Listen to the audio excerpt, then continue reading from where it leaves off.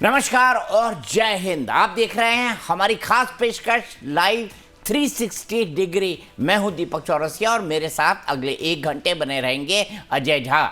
इस खास पेशकश में हम दिन की 2 बड़ी खबरों को आपके सामने रखेंगे और अपने खास मेहमानों के साथ 360 डिग्री में जमीनी सच की पड़ताल करेंगे। बात सबसे पहले चढ़ावा चोरी को लेकर हो रही यूपी में सियासत पर करेंगे, तो वहीं दूसरी खबर महाराष्ट्र से है, जहां की राजनीति में कब क्या हो जाए कोई नहीं जानता। रामलला के दरबार में चढ़ावे की चोरी और अब उसी पर सियासी संग्राम। मामला जांच से निकलकर सीधे सत्ता बनाम विपक्ष की लड़ाई में तब्दील हो चुका है। एक तरफ अखिलेश यादव, दूसरी तरफ उत्तर प्रदेश सरकार और बीच में राम मंदिर ट्रस्ट। कुल मिलाकर आस्था की लड़ाई अब यूपी में सियासत इस पर हाई हो चुकी है। जहां एक तरफ अखिलेश यादव एफआईआर पर सवाल उठा रहे हैं, सीडीआर जांच की मांग कर रहे हैं और एसआईटी की जांच पर अविश्वास जता रहे हैं, तो वहीं दूसरी तरफ सरकार का दावा है कि जो दोषी थे वो जेल में हैं। मामले में सख्त कार्रवाई की गई और विपक्ष सनातन पर राजनीति कर रहा है। दरअसल विवाद उस सोशल मीडिया पोस्ट से शुरू हुआ जिसमें दावा किया गया कि चढ़ावा चोरी मामले के आरोपी और अखिलेश यादव के बीच कई फोन कॉल हुई थी। बीजेपी के सांसद निशिकांत दुबे ने इसी दावे के आधार पर सवाल उठाए। अखिलेश यादव ने आरोपों को पूरी तरह झूठा बताया, पोस्ट हटाने की मांग की और समाजवादी पार्टी के लीगल सेल ने मानहानि का नोटिस भेजते हुए सबूत सार्वजनिक करने की चुनौती भी दे दी। इसके बाद अखिलेश यादव ने सरकार पर पलटवार किया, कहा कि विपक्ष पर एफआईआर तो होती है लेकिन विपक्ष की एफआईआर दर्ज नहीं होती। उन्होंने मांग की कि जिन लोगों को कम चढ़ावा मिला उन सभी के सीडीआर की भी जांच हो। साथ ही एसआईटी की निष्पक्षता पर सवाल उठाते हुए इसे दिल्ली बनाम लखनऊ की लड़ाई बता डाला। वहीं बीजेपी ने इन आरोपों को सिरे से खारिज किया। सरकार का कहना है कि दोषियों पर कार्रवाई हो चुकी है और अब विपक्ष जांच को भटकाने की कोशिश कर रहा है। सरकार की ओर से मंत्री मनोज कुमार पांडे ने भी साफ कहा कि जो दोषी हैं वो जेल में हैं। सरकार विपक्ष पर कार्रवाई कर रही है और सनातन पर सवाल उठाने वालों को अब राजनीति बंद करनी चाहिए। उनके ऊपर एफआईआर एसआईटी क्या लीपापोती है? लीपापोती एसआईटी किससे मनाई है? और सुनने में आया कि एसआईटी में भी सवाल खड़े हो गए हैं। एसआईटी में जो कोई सदस्य है उन पर 420 का मुकदमा है। अब बताइए वही रहेंगे एसआईटी में। ये लड़ाई बड़ी है, आप नहीं समझ पा रहे हो। ये दिल्ली लखनऊ की लड़ाई है। दिल्ली वाले अगर जांच करते तो ईडी सीबीआई इनकम टैक्स करते। आज भी यूपी में आपने देखा होगा, आज अखबार पढ़ा होगा, किसी की दीवालों से कुछ निकल रहा है, किसी पे बंडल निकल रहा है और ध्यान भटकाने के लिए ध्यान से हटाने चीजें। तो वहाँ समाजवादी पार्टी के एक विधायक जो कई वर्षों से जेल में रहा, उसका छापा मार दिया, केवल आप लोगों के सहारे अपनी न्यूज दूसरी दिशा में ले जाने के लिए। सर, अखिलेश जी की मंशा उन लोगों को बचाने के लिए है, इसीलिए वो एसआईटी की जांच पर प्रश्न चिन्ह लगा रहे हैं और वो चाहते हैं कि जल्दी से जल्दी ये जांच रुक जाए। इसीलिए अपराधियों को बचाने के लिए अखिलेश यादव षड्यंत्र कर रहे हैं और इसी मंशा के साथ वो ऐसा वक्तव्य दे रहे हैं। लेकिन उत्तर प्रदेश सरकार की मंशा बिल्कुल साफ है, जो भी अपराधी होंगे, जितने भी बड़े होंगे, जहां भी होंगे, जैसे भी होंगे, वे निश्चित रूप से कानून की जद में आएंगे, बच नहीं पाएंगे। सख्त से सख्त कदम सरकार ने उठाए और अपने दिए गए समय के अंदर उससे बहुत पहले गड़बड़ी करने वाले आज जेल के शिकंजों के पीछे हैं। ये पूरा देश देख रहा है। अब सवाल ये है कि उपदेश कौन दे रहा है? अरे उपदेश देने वाले लोगों से हमारी हाथ जोड़कर विनती है, आपने 5 दशक से सनातन पर जितने प्रहार किए हैं, हमारी धर्म और आस्था को लहूलुहान और अपमानित करने के आपने कितने प्रयत्न और यत्न किए हैं, इसको देश की 100 करोड़ जनता ने देखा है। मुझे नहीं लगता है कि किसी ऐसे व्यक्ति के मुख से सनातन, धर्म, आस्था जैसे शब्द अच्छे लगते हों। इधर राम मंदिर ट्रस्ट भी लगातार भरोसा दिला रहा है कि चढ़ावे के हिसाब किताब की व्यवस्था पूरी तरह बदली जा चुकी है और भविष्य में ऐसी गड़बड़ी की कोई गुंजाइश नहीं रहेगी। नई व्यवस्था लागू की गई है, पारदर्शी हिसाब से काम चल रहा है, निगरानी अब बढ़ा दी गई है। किस प्रकार की घटना अब कभी भी घट नहीं पाएगी, इतनी सावधानी अब बरती जा रही है। सब लोग इस बात का विश्वास रखिए कि हम लोग इस कार्य को अब अधिक दक्षता के साथ करेंगे, किसी पर निर्भर नहीं रहेंगे और जब यहाँ का सीईओ नियुक्त हो जाएगा उसके पश्चात तो सारी कार्य पद्धति में एक निखार आएगा।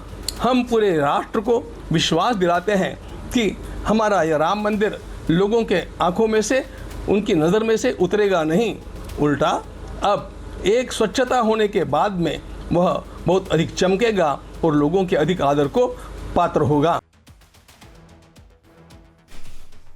तो अब बात करते हैं कि चढ़ावा चोरी केस में अब तक हुआ क्या क्या है। चढ़ावे की कथित गड़बड़ी की शिकायतें सामने आई और प्रारंभिक जांच में कुछ कर्मचारियों पर शक हुआ। कई कर्मचारियों पर एफआईआर के बाद आरोपियों की गिरफ्तारी हुई। सरकार ने एसआईटी गठित की। चंपत राय और अनिल मिश्रा का ट्रस्ट से इस्तीफा हुआ और कृष्ण मोहन को ट्रस्ट का अंतरिम महासचिव बनाया गया। ऐसे में अब सवाल सिर्फ कथित चोरी का नहीं है, सवाल श्रद्धालुओं के भरोसे का भी है। और उससे बड़ा सवाल, क्या राम मंदिर का ये मुद्दा 2027 के चुनाव तक आस्था से ज्यादा सियासत का सबसे बड़ा हथियार बनने जा रहा है।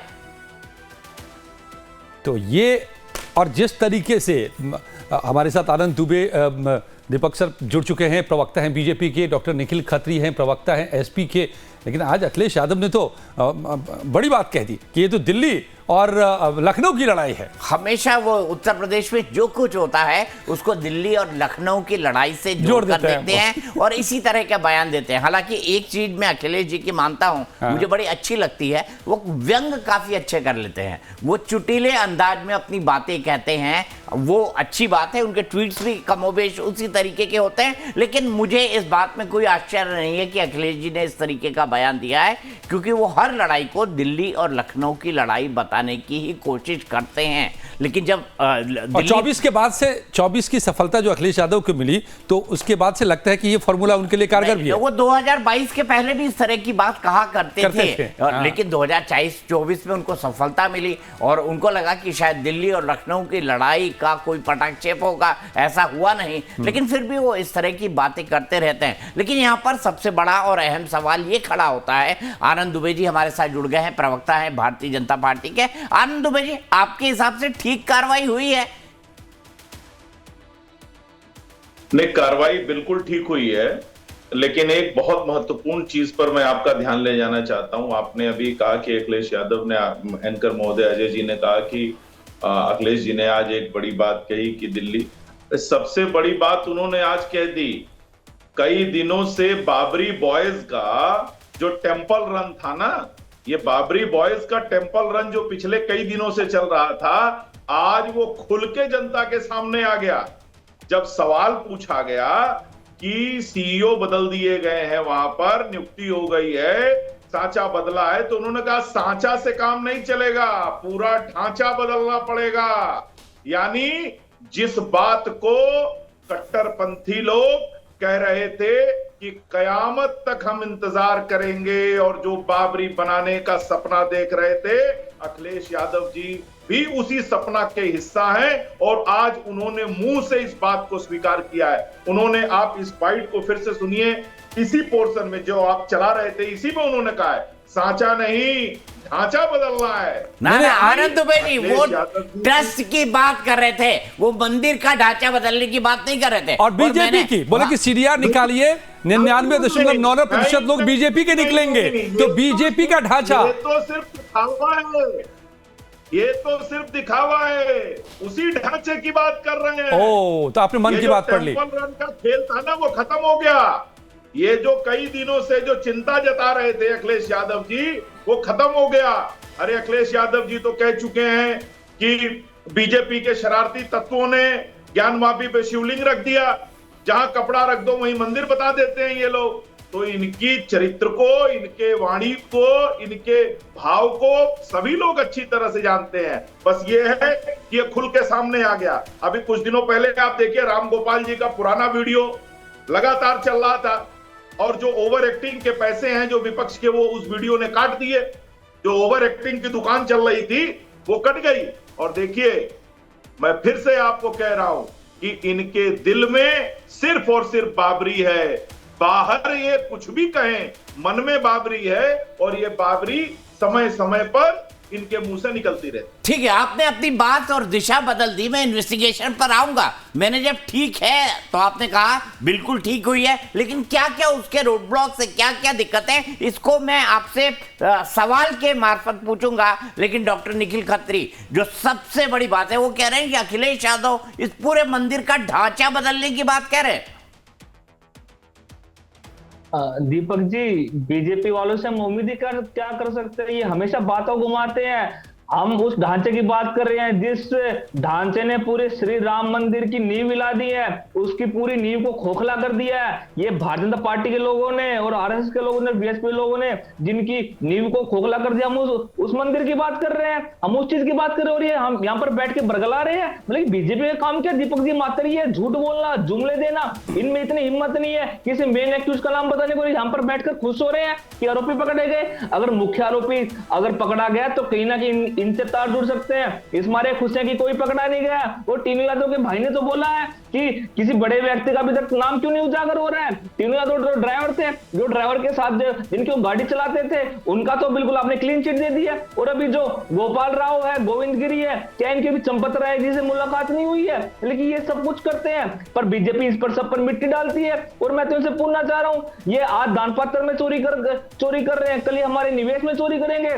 इन्हें बोलने वाला नहीं है, टोकने वाला नहीं है, और इसके खिलाफ कोई आवाज उठाता है उनको ये देशद्रोही पता नहीं क्या क्या बोलते हैं। अरे भैया, कम से कम अपने धर्म के ऊपर तो बात करो, कम से कम अपने जमीन के ऊपर तो डॉक्टर निखिल, ये डॉक्टर निखिल, ठीक है, चोरों को बचाने में लगे हैं। डॉक्टर निखिल, बैठकर डॉक्टर निखिल हमारी आंतों से खेल रहे हैं। निखिल जी, आप तमाम बातें आप कह गए एक सांस में, बहुत सारे आपने आरोप लगा दिए। आनंद जी इसका जवाब देंगे, लेकिन जो बार बार अब ये अखिलेश यादव कह रहे हैं कि ये दिल्ली और लखनऊ की लड़ाई है, ये इसका क्या मतलब है?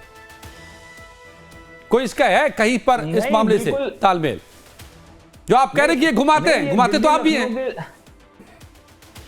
अजय जी, ये दिल्ली लखनऊ की लड़ाई तो बहुत पुरानी है। और ये दिल्ली लखनऊ की लड़ाई तो हम जब से देख रहे थे, जब लखनऊ वाले दिल्ली वालों की गाड़ियों के पीछे भाग रहे थे और दिल्ली वालों ने उन्हें अपनी गाड़ी में नहीं बिठाया था। तो ये तो लड़ाई जब से चल रही है। और ये लड़ाई अब इस मुकाम पर आ गई कि जहां पर दिल्ली वालों ने एक और प्रतिनिधित्व तो अपना खड़ा कर दिया है लखनऊ में, तो कहीं ना कहीं जो हमारे गोरखपुर वाले साथी हैं वो कहीं ना कहीं बड़े बौखला गए हैं। और वो इसी रिगार्ड लगता है आप लोग बड़े समय से ये चाह रहे हैं कि किसी तरह से ड्राइविंग सीट से उतर जाए। यूपी के ड्राइविंग सीट पर बिठा रखा है, आप किस सीट गाड़ी की बात कर रहे हैं? यूपी की ड्राइविंग सीट पर योगी जी नहीं है, यूपी की कंडक्टर सीट पर है। और ड्राइविंग सीट तो अभी भी दिल्ली से चलती है।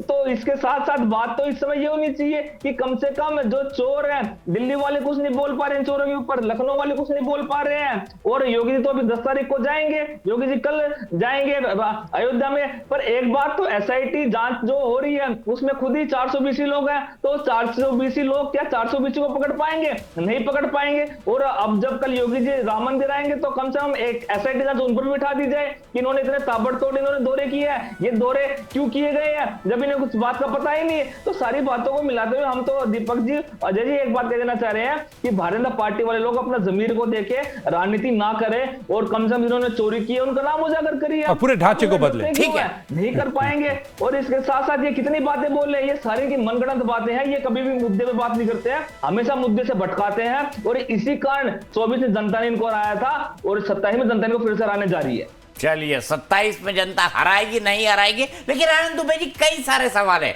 जब 4 को चोरी पता लग गई, 5 को भी पता लग गई, पुख्ता हो गई, 5 को पैसे की बरामदगी हो गई, तो वो कौन है जो FIR न कराकर इस चोरी को छिपाने की कोशिश कर रहे थे? इस पर भी बात करेंगे आनंद दुबे से। तो अयोध्या पर हम बात कर रहे हैं, हमारे साथ चंदा चोरी, चढ़ावा चोरी, आपको पता है SIT की रिपोर्ट आ गई है, राजनीतिक आरोप प्रत्यारोप माफ कीजिएगा लग रहे हैं। आनंद दुबे जी, SIT की रिपोर्ट आपने पढ़ी है? उसमें बताया गया कि 4 तारीख को आभास हुआ, 5 तारीख को चोरी पकड़ी गई, पैसे जमा हो गए, पैसे बरामद कर लिए गए। 2 पुलिस वाले गए थे चंपत राय जी के साथ। तो अगर पैसे बरामद कर लिए गए थे, चोरी पकड़ ली गई थी, तो फिर इसकी FIR क्यों नहीं हुई? और वो 2 पुलिस वाले ट्रस्ट के सदस्यों के साथ किस हैसियत से गए? दीपक जी, ये जितनी जानकारी हमारे आपके या सबके पास पहुंच रही है, वो क्यों पहुंच रही? इसीलिए पहुंच रही है ना क्योंकि एसआईटी जांच हुई है उसकी। जितने भी एंगल अभी निकला कि ये अरे सर, 5 तारीख को पैसे बरामद हो गए, एफआईआर क्यों नहीं हुई? चोरी के बाद एफआईआर लिखवाई जाती है ना। दीपक जी, मेरी बात सुनिए। और एसआईटी कब बनी? 1 हफ्ते बाद। रिपोर्ट कब आई? उसके 10 दिन बाद। और सुनिए, और कई चीजें जब सामने आई उसके बाद ही एसआईटी का गठन हुआ, और एसआईटी का गठन होने के बाद उसकी जांच आने के बाद एफआईआर भी दर्ज की गई है, और जितने लोग भी इसमें कल्प्रिट हैं या जिन पर आरोप लगाया जा रहा है या जो जांच के घेरे में है, शक के दायरे में है, उस सब पर कार्रवाई हो रही है। आनंद दुबे जी, आपका यही दावा है, लेकिन अभी आपने सुना होगा, रिमांड ली गई है। ठीक है आनंद दुबे, बहुत ही निष्पक्षता के साथ, आनंद बहुत जी, ही निष्पक्षता के साथ ये आपका मानना है कि निष्पक्षता के साथ आपका कहना है, लेकिन देखिए तो डॉक्टर निखिल ने क्या कहा, अखिलेश यादव की बाइट आपने सुनी होगी अभी इसी पर, उन्होंने क्या कहा कि अपने ही लोग हैं जो अपने लोगों की जांच कर रहे हैं, उन्हीं में से कुछ लोग जांच कर रहे हैं, तो कैसे जांच सामने आएगी? अजय जी, आप उन लोगों की बात कर रहे हैं जिनका दौर ही अपराध और भ्रष्टाचार की भेंट चढ़ गया हो, जिनके यहाँ कोर्ट के आदेश के बाद एफआईआर दर्ज हुआ करती थी, और तो और छोड़िए, तो आज भी बाबरी के ढांचे को आप बताइए, आप अरे आपसे बड़े चोर कौन है? मैं तो पूछना चाह रहा हूं, आप बात करेंगे, आप आतंकवादियों को बचाने के लिए हाईकोर्ट चले गए थे, आतंकवादी को आपने बचाया था, आप बचा रहे हैं, चोरों को आप बचा रहे हैं, चोरी आप करवा रहे हैं, बिल्कुल नहीं बोल पाएंगे आप, यही आपका नैरेटिव है, आप ऐसे नेगेटिव पॉलिटिक्स करते हैं, आप नेगेटिव लोग हैं, और इसलिए जनता ने आपको पछाड़ दिया, जनता ने आपकी नेगेटिविटी को नकारा है, और इसी मारे आप उत्तर प्रदेश में नंबर 2 पर पहुंच गए हैं। तो ये बात भी साथ होनी चाहिए, आप ही है वो लोग जो आतंकवादियों को काम करते हैं, आप ही वो लोग जो इन्हें पनाह देने का काम करते हैं। आप पहलगाम पर क्या बोलेंगे? निखिल जी, एक के ऊपर एक नहीं, निखिल जी आपको मौका मिलेगा। जब आनंद दुबे जी आप जब दोनों बोलते हैं तो निखिल रुक जाइए, आप दोनों एक साथ बोलेंगे, आप डिजिटली जुड़े हुए हैं, दोनों की आवाज नहीं पहुंचेगी। जिन्होंने आतंकवादियों के मुकदमे वापस लेने की पैरवी की, ये यहाँ पर आतंकवादियों को बचाने का काम ना करें, आप ही बोलोगे। पहलगाम पर आपने क्या किया? आपने पूरे देश को बुलाया, आपने पूरे देश को एक सवाल रुकिए डॉक्टर निखिल, आनंद दुबे जी, एक सवाल लेते हैं। ये तू मैं तो आप लोगों की जारी रहेगी, बहुत समय है, अभी चुनाव आने वाला है, लगातार जारी रहेगा और जारी ही भी रहती है। आनंद जी, कटिबद्ध है, आनंद जी, इसीलिए आनंद जी के साथ जांच चल रही है। ठीक है आनंद जी, तरह नहीं है। आनंद जी, जो प्रश्न उठाया आपने उसका जवाब दिया क्या? ओके आनंद जी, एक सवाल का जवाब जो बार बार सवाल उठा रहा है विपक्ष भी, सुन लीजिए ना, सवाल सुनिए ना, ऐसे बात करते रहेंगे तो क्या फायदा है? तो जो सनातनियों के ठेकेदार हो, क्योंकि ये सनातनी मात्रा आपकी पार्टी में जो नकली है, जो असली सनातनी है वो आपकी बातों को समझ चुके हैं, असली सनातनी आपकी बातों को समझ चुके हैं, कभी भी आपके साथ नहीं जाएंगे। बताइए मुझे। आनंद दुबे जी, एक सवाल सुन लेंगे तो मजा आ जाएगा सबको, सबके जहन में ये सवाल है। प्लीज डॉक्टर निखिल सवाल पूछने दीजिए। आनंद जी, बहुत सारे विपक्ष के भी नेता लगातार सवाल पूछ रहे हैं, लोगों की भी जहन में सवाल है कि उत्तर प्रदेश में छोटी छोटी बात पे ईडी सीबीआई, पूरे भारत में ही बल्कि ईडी सीबीआई और उत्तर प्रदेश में तो साथ में बुलडोजर भी, तीनों एक साथ चलते हैं। इस मामले में तीनों में से कोई नजर नहीं आ रहे, ये अखिलेश यादव भी आज कह रहे थे। हाँ, अब आप सुन लीजिए,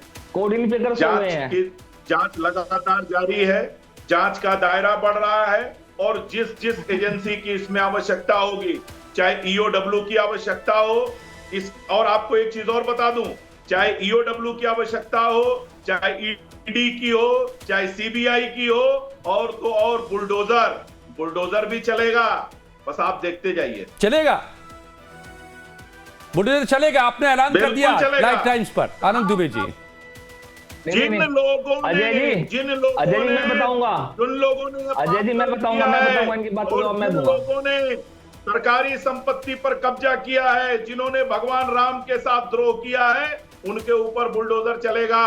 ओके लेकिन निखिल जी, जो 10 लोग सेकंड में समय खत्म हो चुका है। राजा डॉक्टर निखिल कुछ कहना चाह रहे हैं, देख प्लीज जो फाइनल। लोग अयोध्या में फिर से नहीं। बाबरी बनाने का सपना देख रहे हैं, नहीं, ये यहाँ पर आकर झूठा नैरेटिव मत फैलाएं। देख रहे हैं। आप झूठा नैरेटिव मत फैलाएं। आप चोरों को बचाने का काम कर रहे हैं, आप चोरी पर एक वर्ड नहीं बोल पा रहे। और दूसरी बात इन्होंने बोला बुलडोजर चलाएंगे, तो अरे मैं आपको भाई, दीपक जी आप 1 मिनट बात तो सुन लीजिए, क्यों बौखलाए हुए हैं? 1 मिनट बात सुन लीजिए, ऐसे डिबेट नहीं चलता है। अपनी बारी बोला करे। ये तो इनका डिबेट पूरा इन पर कर दे, ये इनकी तानाशाही है, ये इनकी तानाशाही। दीपक जी, ये सत्ता के लोग जब बौखला जाते हैं तो ऐसा बोलते हैं। आप इनको क्यों बुलाते हो यहाँ पर? इनको सभ्यता नहीं डिबेट में बैठने की। ये वो लोग हैं, ये चोर हैं, ये चोरों को बचा रहे हैं, और ये यहाँ पर आकर बैठकर अपना जमीर बेचकर यहाँ पर चोरों को बचाने का काम कर रहे हैं। ये बोल रहे हैं, ओके ये बोलेंगे, मैं तो समझ नहीं पा रहा हूँ। माइक बंद कीजिए, इनके जुमले हम नहीं सुनेंगे। इनके जुमलों से जनता उपज चुकी है, तो बारे आप इनका माइक बंद कर दीजिए। नहीं, आपकी सारी जुमलों को जनता ने चोर ना कहा है। अब जनता सत्ता से फिर ना करेगी, क्योंकि आप जैसे लोग नेगेटिव लोगों के साथ रहकर आप। धन्यवाद सर, इतना ही वक्त था। मुद्दा बहुत बड़ा है, इसीलिए यहां पर बहस भी बड़ी है, लेकिन आखिरी सवाल जो बचता है कि ये सवाल उठे हैं आस्था पर, निष्ठा पर, राम मंदिर में चढ़ावा चोरी पर। तो सवाल खत्म होने चाहिए, जवाब सारे मिलने चाहिए। सबसे बड़ा सवाल इस वक्त यही बना है कि ऐसा कब तक होगा। धन्यवाद आनंद जी, डॉक्टर निखिल खत्री।